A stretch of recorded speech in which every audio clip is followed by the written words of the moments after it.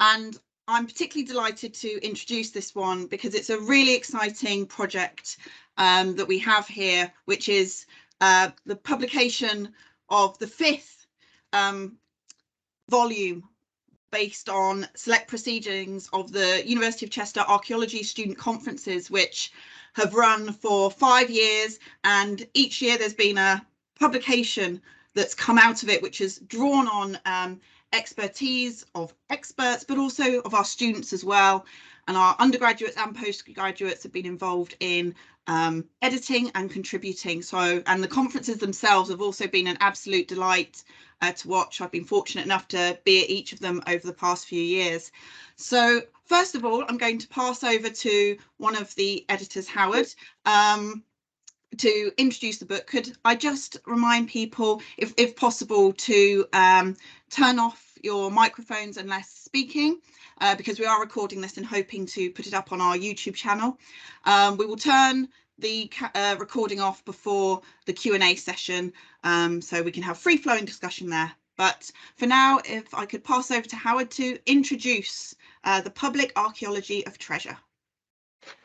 Hello everybody, and yeah, thanks very much, Cara. That's fantastic, and welcome everybody. And we've got lots of individual speakers in this schedule. It'll be me, my co-editors, and then our guest presenters.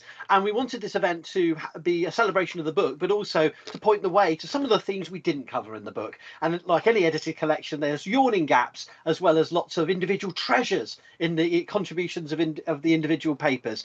But I want to sort of start off by saying this book came together as one of a series of student conferences that were simultaneously intended as pedagogic exercises for the students in their final year, a course called Archaeology and Contemporary Society, where they learn about the many different facets of public archaeology, the politics of archaeology, archaeology in our contemporary world, but also as a public event, many of them at the Grosvenor Museum's lecture theatre, although the final one, the 6th conference in 2021, happened all online, and also to serve as addressing a research theme, which we selected themes that the students really were struggling to find collated information on, even though there was individual articles out there and there's a lot of discussion in the archaeological community about these themes. We tried each time to pick a conference that tackled a theme that would push into new research territory, with guest speakers, with discussants, as well as the students themselves presenting.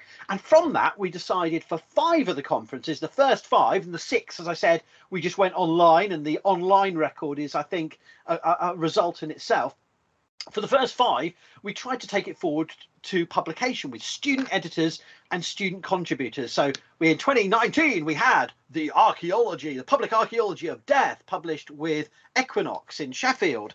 And then we had the first of the Archaeopress volumes, also in 2019, the Public Archaeology Arts of Engagement, which was, both books were edited by myself with students and my colleague Caroline Pudney on the 2nd volume. So those both came out in 2019. And of course, because the Archaeopress have this Access Archaeology series, the Arts of Engagement book was the first one that was downloadable for free. And then we decided that was a good route to go down. So with the 3rd conference, digging into the dark ages, Pauline Clark, now a doctoral researcher at the University of Chester, and myself edited this collection from the 3rd conference, all about early medieval public archaeologies, and again downloadable.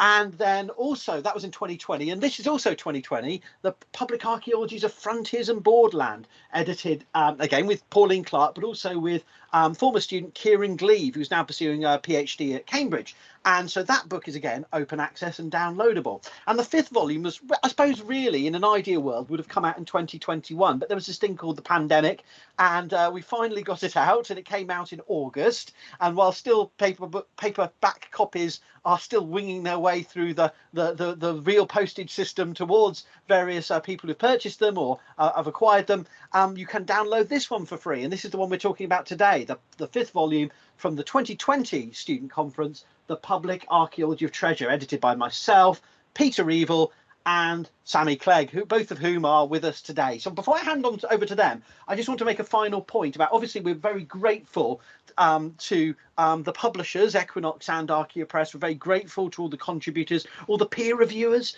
and all those that are supported to the events on the day. All the students were got involved, and the publications. I've just counted it up because I never had before. That this got 59 students' names into print as authors in different capacities, and 6 student editors. And I think that must be rare or distinctive as a set of volumes that have, I think, some research merit. They contribute to the field of research, but have their origins as a pedagogic exercise and a public engagement activity. So I think there's a lot to celebrate with all the volumes, and I think this is both because of the COVID pandemic, we couldn't do any launches for the last three, so this is serving to celebrate also particularly these last 2 2020 volumes, which couldn't have a book launch, and also in a sad moment in a way for me, because this is the last one I'm going to be taking forward to publication. But I want to thank everyone that's been involved at every level, from the students to the contributors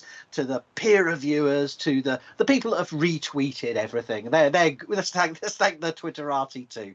And I'll hand over to my colleagues who co-edited with me, Peter and Sammy. Peter, do you want to say anything? And I'll shut off my mic so that you can take over. I haven't really got a huge amount to say, because I think as a volume, it speaks for itself, and I'm really quite proud about the contribution that's been made, and the wide-reaching nature of the volume itself. The conference itself was a brilliant day, or 2 days, because there was a Twitter conference afterwards, and that reached a certain level of audience.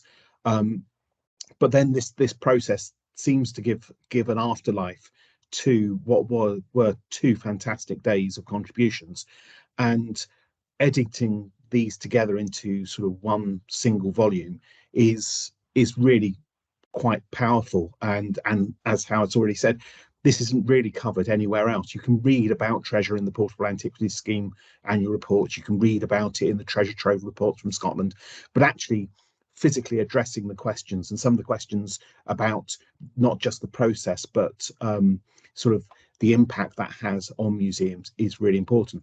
There are a couple of articles which I thought were particularly good, as in one is that the one by Gail is really insightful into the process of treasure in England and Wales, and actually what happens to the sort of the wider situation. And from an academic point of view, I really enjoyed Kenny's paper at the end, Kenny Brophy's on the green bling, because that summarises many of the things that I think we tend to forget when we're looking at the shiny gold, is that everything is important, and the green stuff is just as important as the shiny stuff.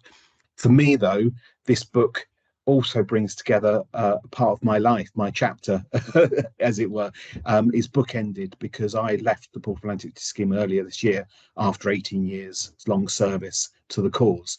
So from that point of view, this actually marks really quite a nice sort of pivot in my career, to say, here we are, this is where we've got to, and hopefully people like Andy, who's going to speak later, is going to carry the baton forward into whatever happens next with the Treasure Act and the Treasure Review.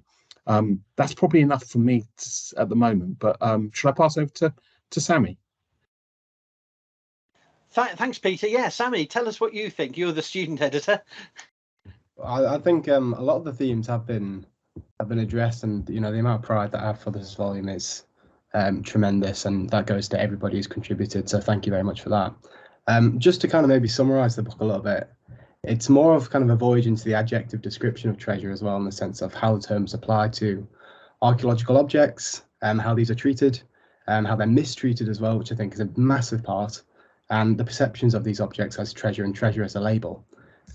So the insight it offers is really valuable to anybody coming into it. For me, I feel like I learned a lot in the process, and I think just to reiterate what Peter said about Gail's chapter and his own chapter, I think are both fantastic at explaining the actual process of treasure, or objects going from, say, from the ground to actually being these declared items. So thank you both. I thought they were really excellent.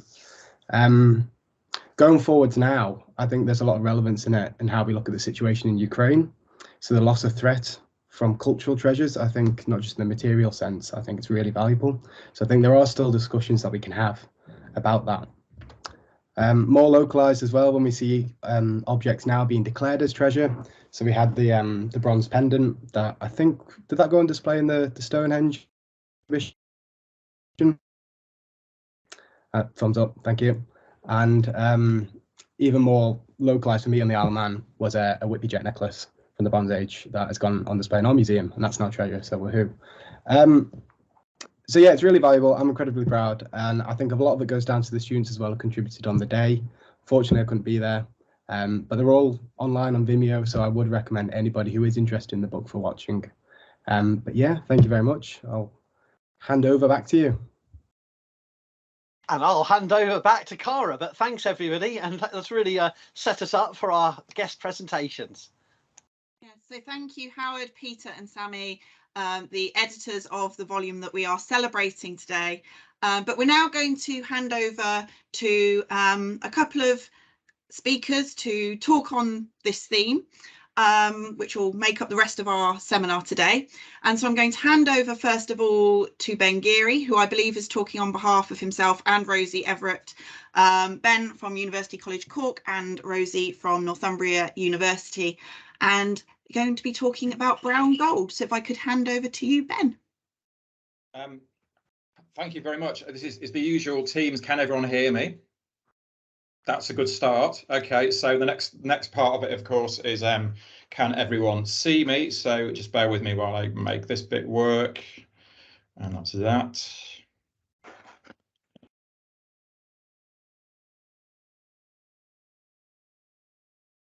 Can everyone see that? Yes, you're great. Thanks, Ben. Excellent. That's a good start.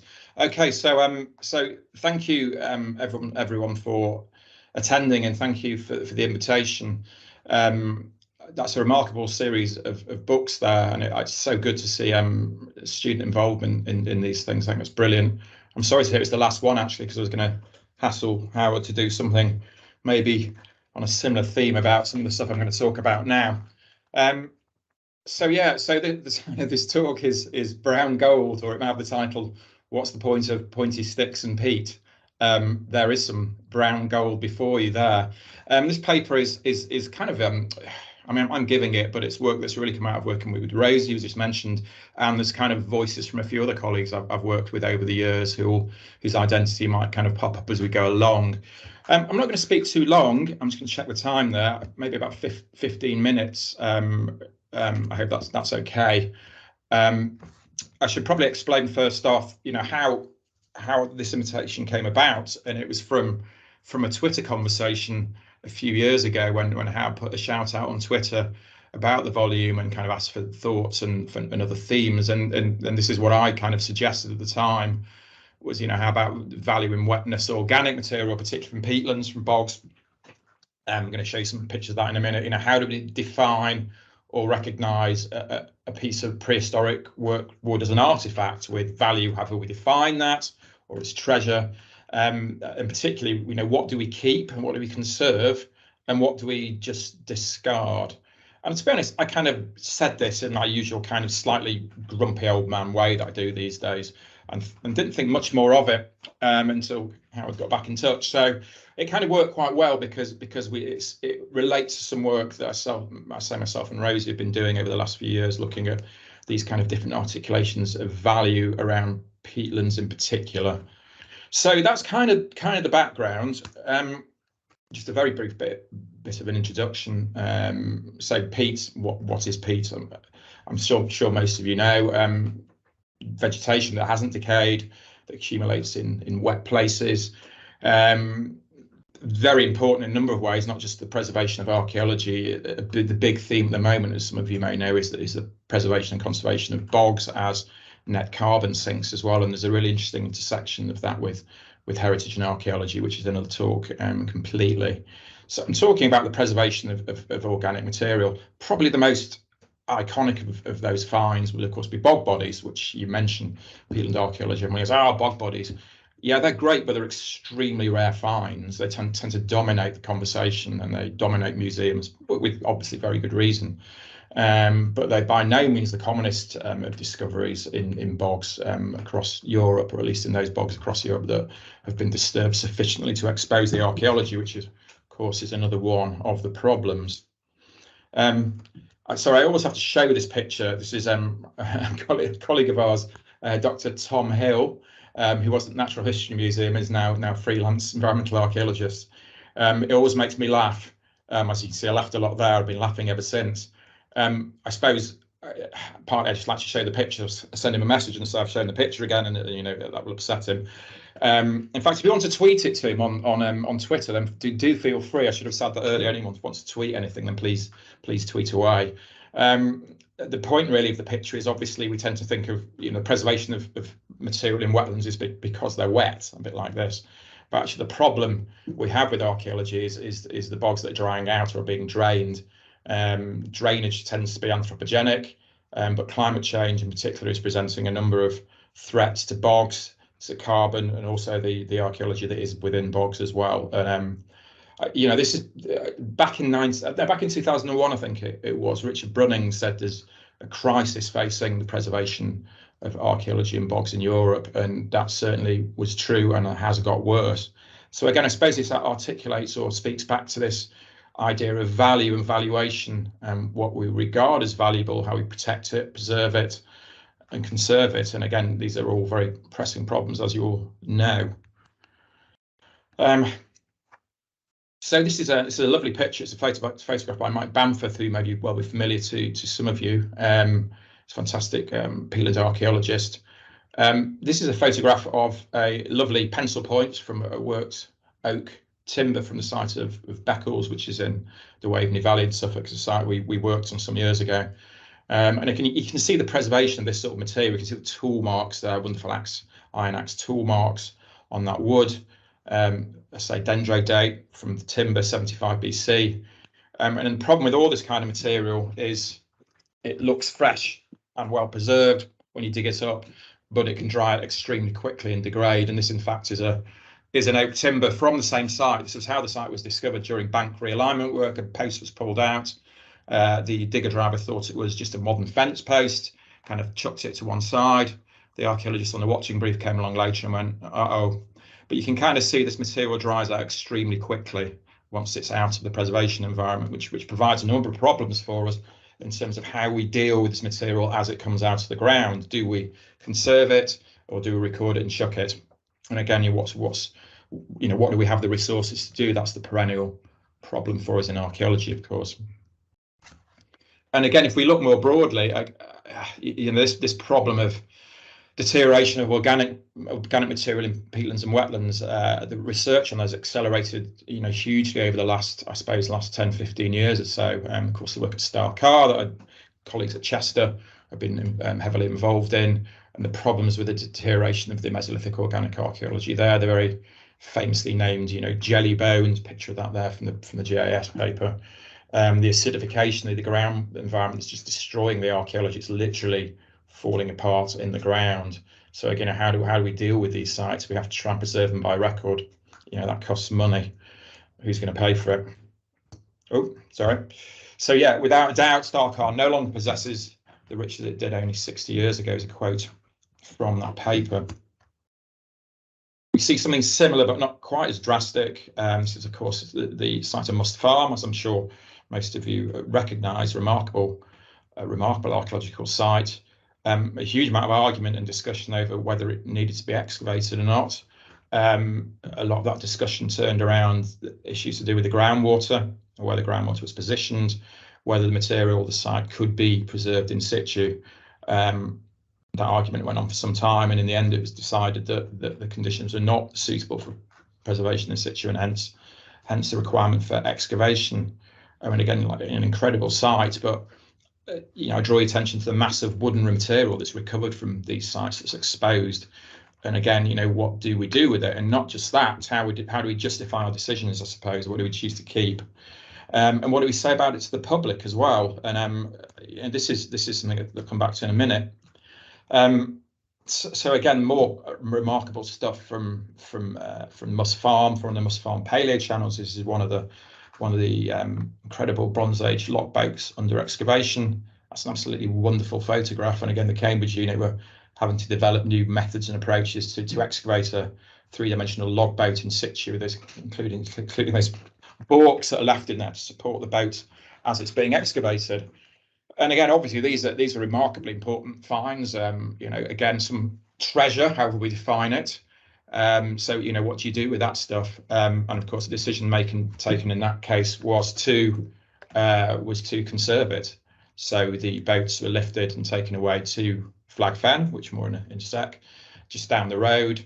And those boats, you can go and actually look through the little window there and see them being conserved in peg, which is the wax that you use to soak these organic materials in, wood in particular, in order to stabilize them, conserve them for later museum decay. I love these boats, by the way. They've all got these fantastic names. I'm sure there's a story behind that. This, I think, is, yes, there you go. This is Jolly Benos. Who knows? But again, you know, this all costs money and a facility to put the material into. So yeah, things that are felt worthy of preservation and display for the public in the future. If we look a bit more broadly, it's all well and good talking about conservation of organic archaeological remains, but a problem that's always struck me beyond the cost and time that it takes is sometimes, I must admit, the end product, through no faults of the conservators. Indeed, I think it's just the nature of the material. So this is a shot of the Clownstown Mesolithic fish baskets from an Irish site just outside Dublin, on the discovered as part of the N3 motorway scheme. And again, incredible complex of burnt mounds constructed next to an infilled lake.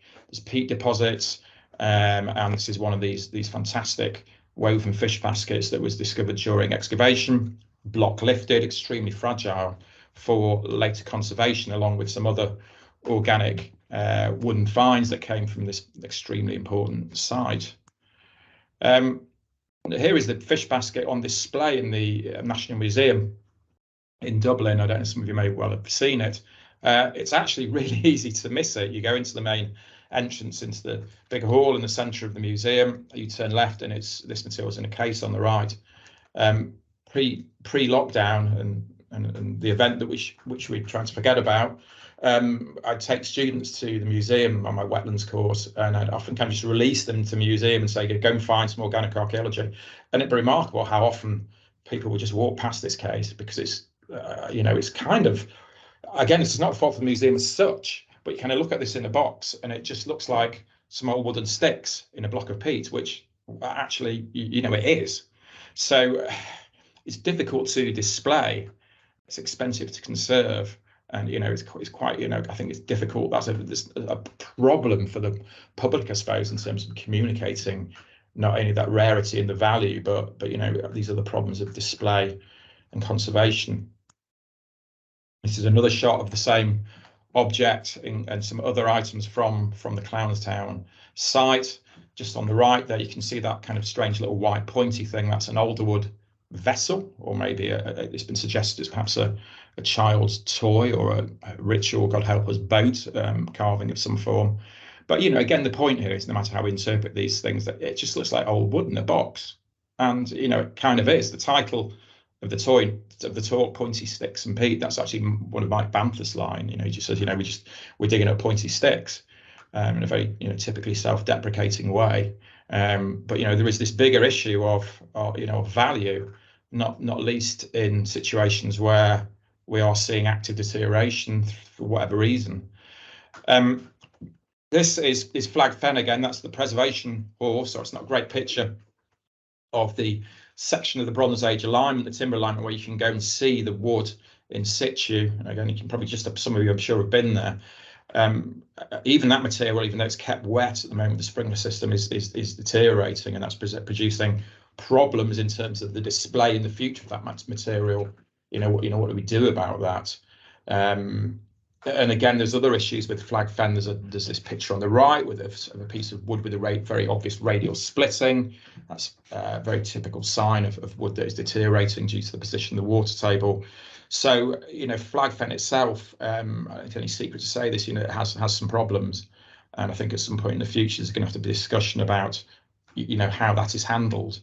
in terms of whether it can be preserved in situ, whether we need to excavate it. If we excavate it, what do we keep? What do we put in a display case? What do we preserve by record? So, there's all these problems. Again, I'm sorry, this talk's probably getting really quite miserable. On that note, we talk about the public. This is the gift shop at Flag Fen. Now, some years ago, some of you may be old enough to remember this. If you ever went to visit the Flag Fen Visitor Centre, you used to be able to buy in little plastic boxes bits of wood from Flag Fen. It had a little label on it saying archaeological wood, 3,000 years old from Flag Fen. A few years ago, I was chatting, I think it was to Mike or someone else at Flag Fen, and they'd stopped selling them. And I said, why? I thought that was quite cool.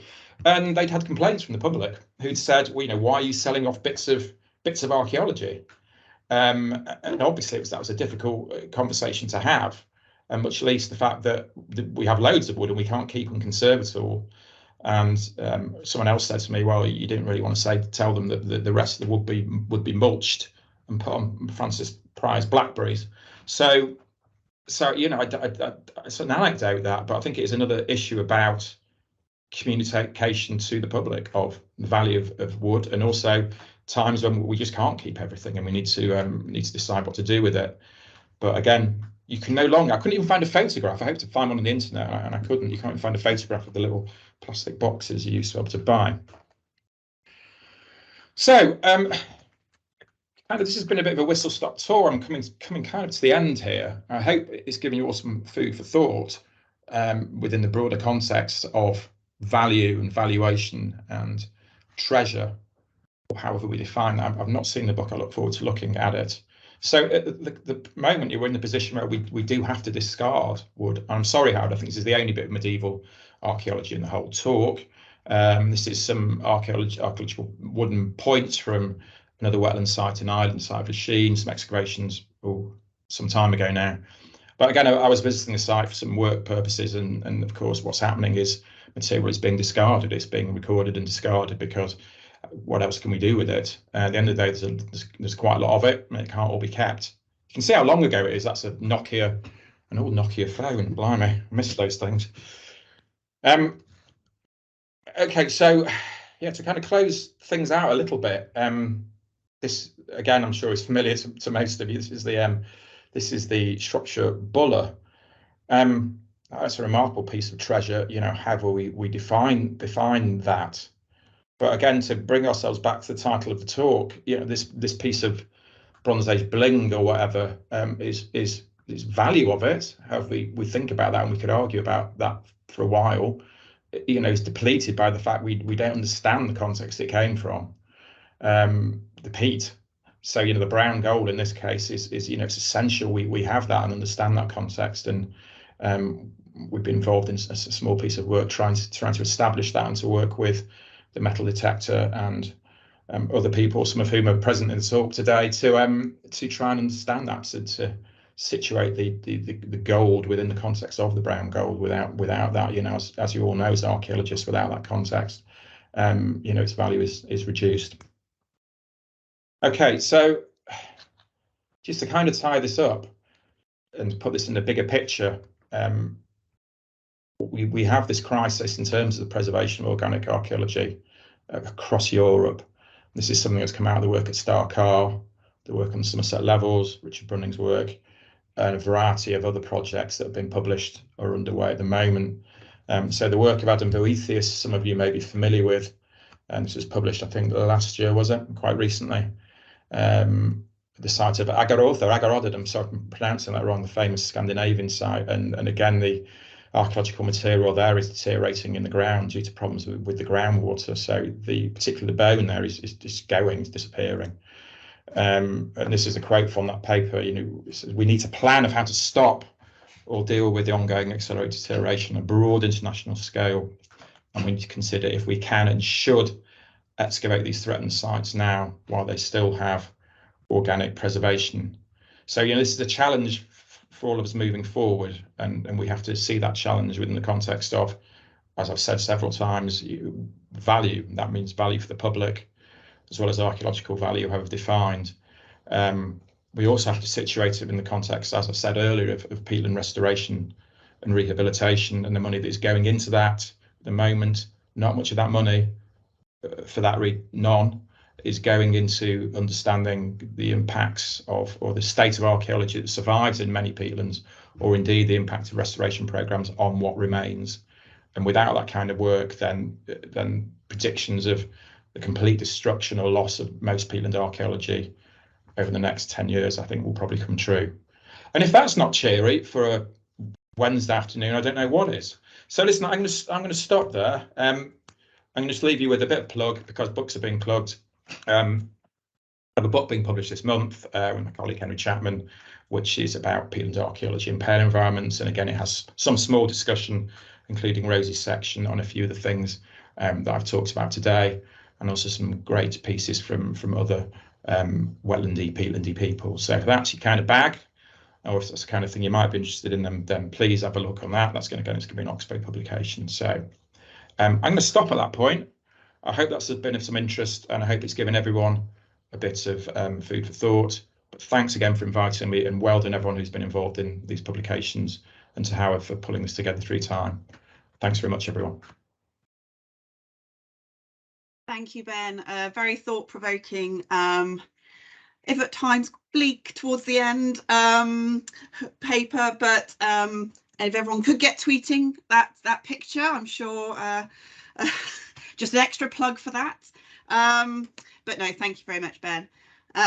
We're now going to turn to Andy Agate from the Portable Antiquities Scheme, who is going to be talking to us about a paper entitled TV or Not TV, the question of digging for treasure tonight. So Andy, if I could pass over to you. Thank you very much. Unfortunately, not unfortunately, I haven't really prepared a PowerPoint thing, because there's really not very many pictures to show. So I'm just going to chat on for 15 minutes or so and ruminate on my appearance in the first episode of Digging for Treasure Tonight, which was a bit of an event in sort of TV archaeology. Is it archaeology? Is it not archaeology? Metal detecting? Yeah, it is, I suppose. So I'm going to talk about being asked on the programme, about the front lash, as I'm calling it, the comments that came up before the programme was even aired, about how we made the show, a little bit about making the show, my experiences there, the backlash, and about the consequences, where I'm going to be a bit depressing as well. And I have got 3-4 little slides that I'm going to try and share with you there. So first of all, thanks for inviting me on to talk about this. The book's usually enjoyable, informative, and I would like to thank Peter Reavill as well for asking me to offer some comments on his paper. So I was aware of some of the content of this. About the TV programme, I enjoyed participating in this. Just on a professional and personal level, it was great. I had a great time. The people I met were great. The detectorists were engaging, as quite often they are. I think metal detectorists can get a bad press, but they're just people like you and I. They're great. The production staff were friendly and interesting and interested. Ben Walker, Michaela Strachan, Raksha Dave, they were absolutely lovely. I had a complete blast. I really enjoyed making the programme, and I was really pleased to be on it and to represent the Portable Antiquities Scheme. So about being asked on the programme, it was sort of mid-July time this year when I've been looking through the email trail, and it seems that not all the presenters were in place. Daisy Beck, who were the production company, were thinking about making this programme, Digging for Treasure. They'd only just met the club that were involved on site. So this programme was put together, I think, fairly quickly. And I was talking to somebody today, and they agreed with that, somebody from the production company. And early in the first week of August, I got an email from Daisy Beck and asking if I would be interested in, my name had come up somehow, and asking if I'd be interested. I said to this, my reply to this email was, I'm not certain why I'm reading from the email. I'm not certain why my name's been suggested for this, as I'm the FO for Northumberland. The programme was to be shot in near Northallerton in Yorkshire. I don't have a connection to Yorkshire or the detectorists there. And I went on to say at the end of that fairly short email, as others have noted, It's a poor choice of title. Linking metal detecting to digging for treasure is exactly what my job is not about. So I wasn't terribly keen at first. So anyway, by the 5th of August, I was fully signed up after being schmoozed a little bit by the TV company. And really, I'm joking about being schmoozed. I was very reassured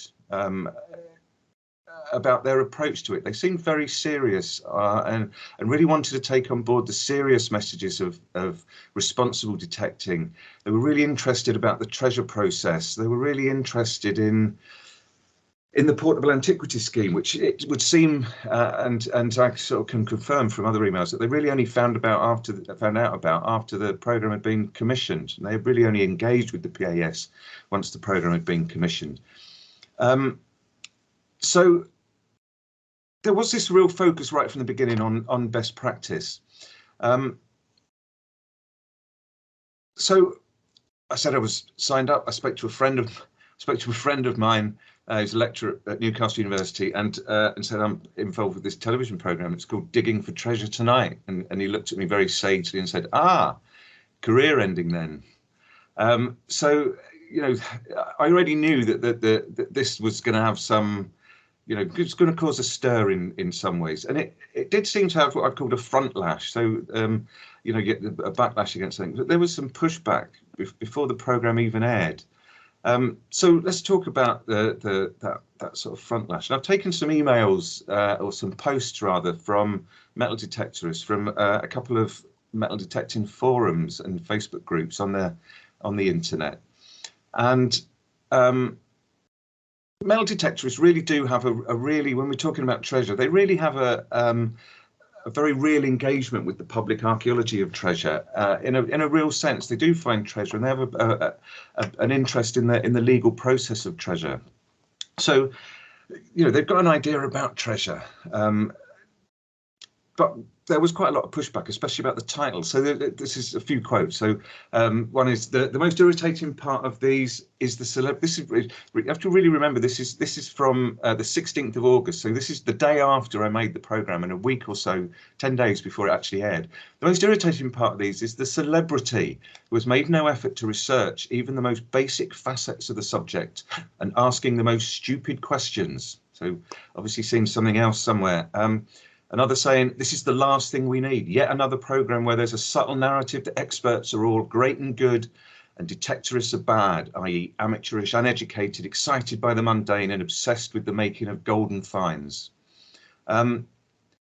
This kind of treasure hunting, in inverted commas, coverage on the mainstream TV, in my opinion, can only serve to bring negativity to our great hobby.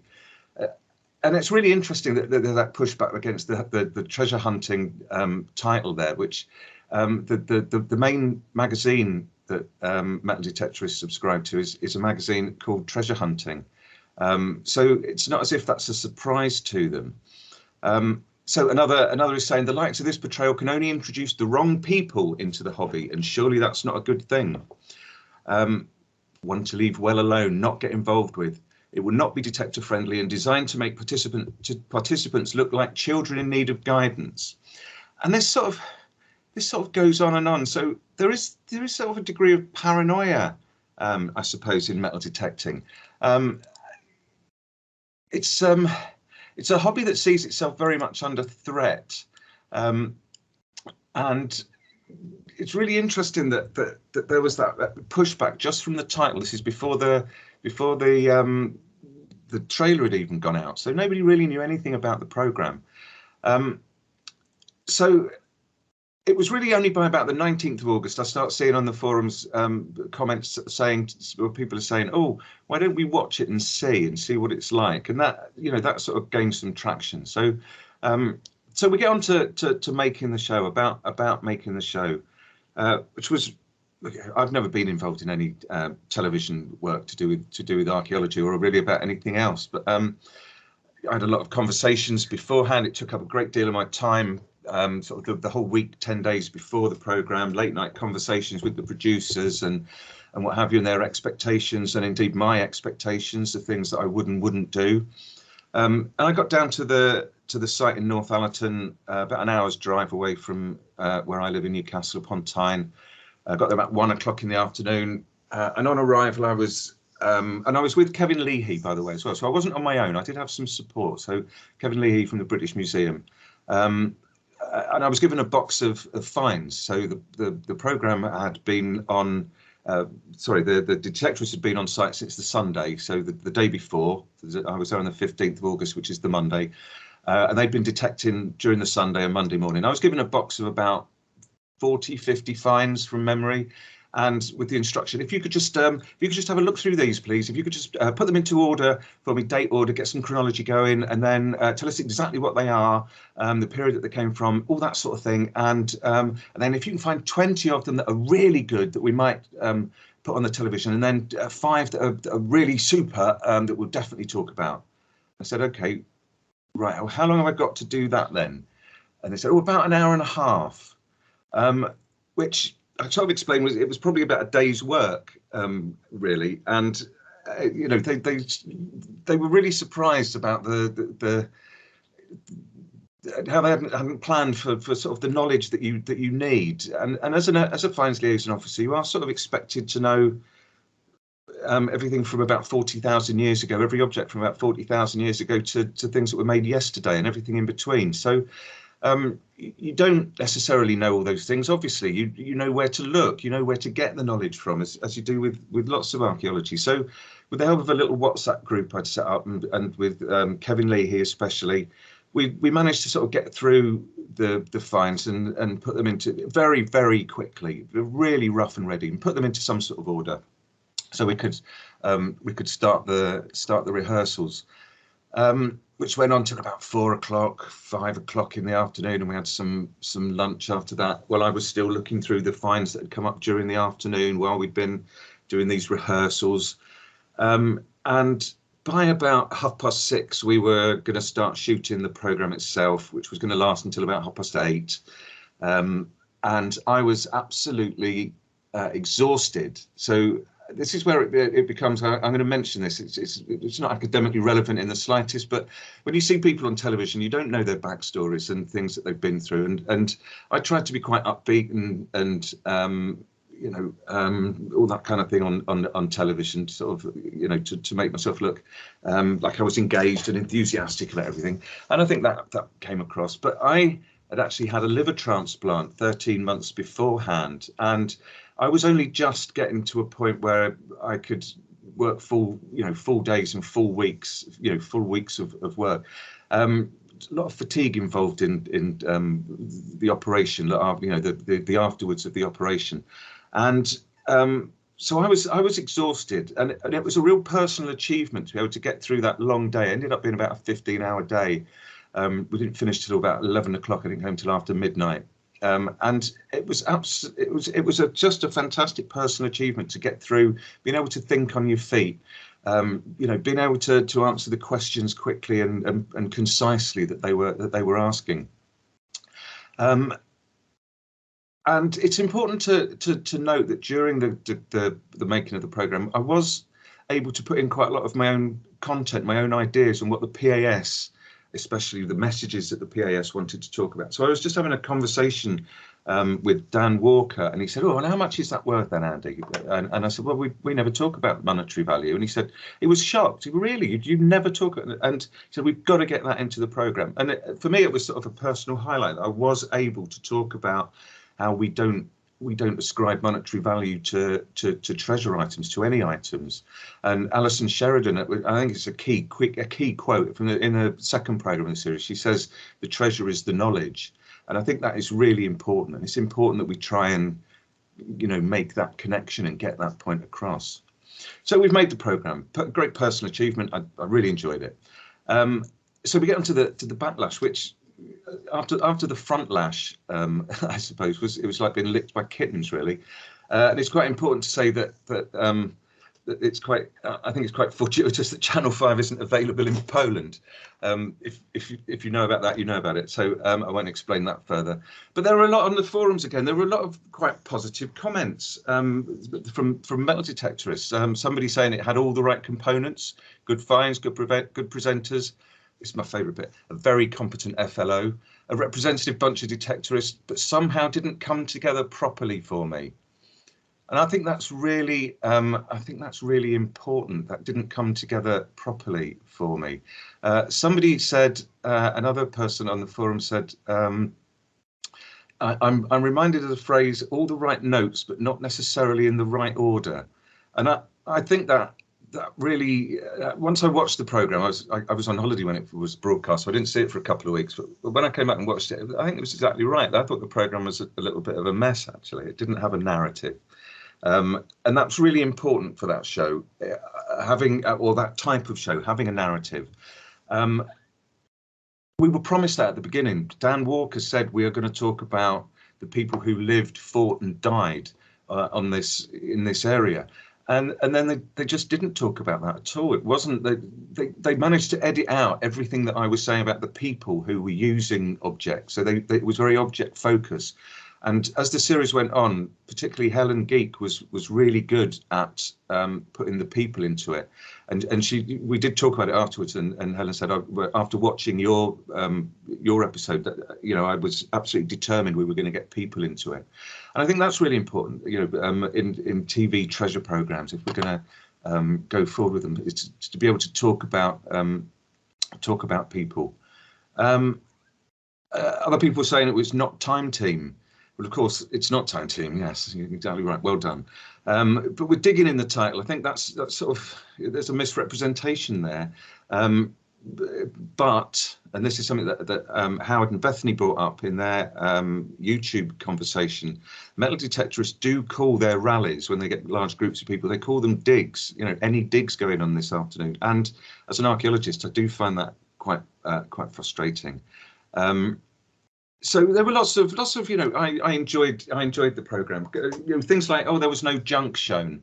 Well, you know, that's like saying, well, can we see the machining on an archaeology programme? Can we see the machining and the shovel work and the mattocking whilst people are digging? You don't want that. You want to see the actual discoveries that are of interest and that actually tell you something.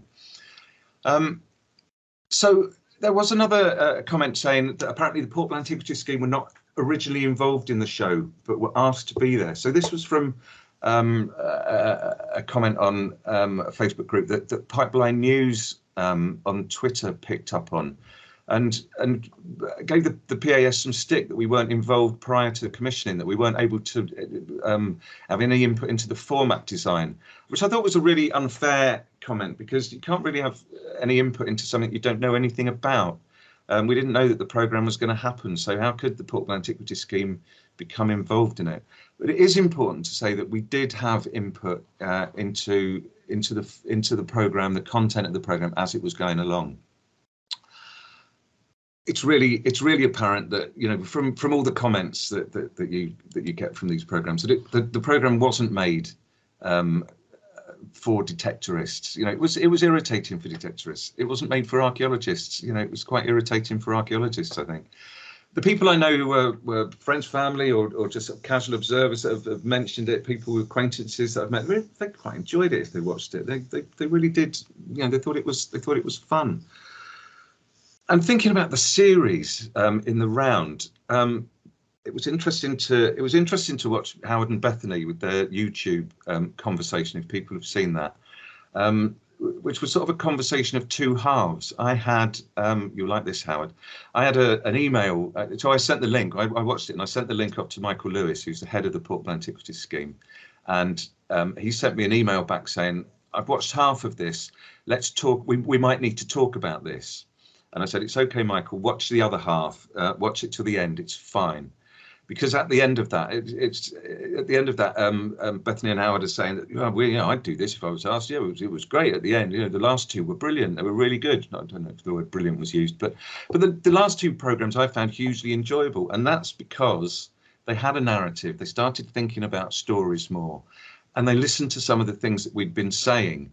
I think those two programmes were also filmed in daylight, which was much more amenable to the archaeology and telling stories. It doesn't need to be done at night. A really interesting point that Howard made was about the follow-up. You know, how can we access the finds? How can we look at the finds afterwards? What are the stories afterwards? And I'm going to mention Time Team again. This is very much like the first couple of series of Time Team, where I think there were no post-excavation reports. which they got heavily criticised for, and then started producing really quite good excavation reports. I can't, and the people from the Portable Antiquities Scheme can't force anybody to record anything. And as far as I know, none of those finds have yet been reported to me. That's not surprising because they're made in North Yorkshire. I don't know if any have been reported to finds liaison officers in Yorkshire or from anywhere else across the country that people came from, because people had travelled along. Some people had travelled a long way. And they'd travelled a long way because that group was organised. It was actually a limited company called North Detecting Events who organised the people there to do the detecting.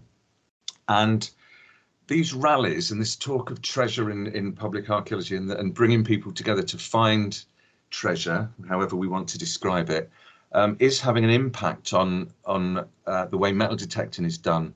And these sort of TV treasure programs and metal detecting programs, which there's been a couple of now, are likely to have some consequences. And this is the point at which I'm going to try and share my screen. So let's try this. Let's see if I can do any of this. Okay, what do I want to share with you? Let's try this. Okay, can somebody tell me if they can see a PowerPoint? Yes, we can see a PowerPoint. You can see oh, that's absolutely brilliant. There's only 4 slides of this.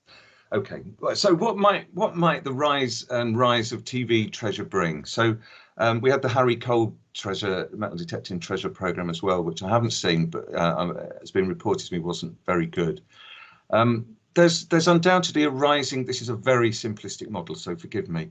There's a rise in the popularity of metal detecting, and that increasing popularity brings with it an increasing demand for land, so that people can detect, and that land is increasingly supplied by companies like North Detecting Events, who are a commercial metal detecting rally group. So they're sort of basically buying up land, so they can pay, because they charge 25, 30 quid for people to detect for a day or a weekend. They're buying up land. They can buy the farmers off. They can give them hundreds of pounds or a few £100 for a day's detecting, which you're 1 or 2 people, your couple of friends, like on the programme Detectorists, aren't able to do. A bottle of scotch at Christmas was what the farmer would get previously. Because there's more people digging, more treasure is found. The more treasure is found, more TV interest in that audience is gathered. More public awareness of treasure because it gets reported on the television. There's a rise in popularity. So this is going round and round the finds that we have.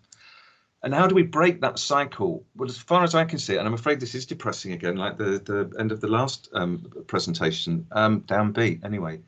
There's only 2 ways really I can see that the cycle is broken, where the land runs out or the finds run out. And the finite nature of archaeology is something that metal detectorists and metal detecting organisations, organisations that represent metal detectorists, need to start thinking about sooner rather than later. Something archaeology went through a long time ago, and we need to get people thinking that things like this is treasure rather than rather than the shiny things. And this is something that I was excavating last week in Northumberland, a nice in situ row of loom weights, but that's rather missing the point of what we're doing.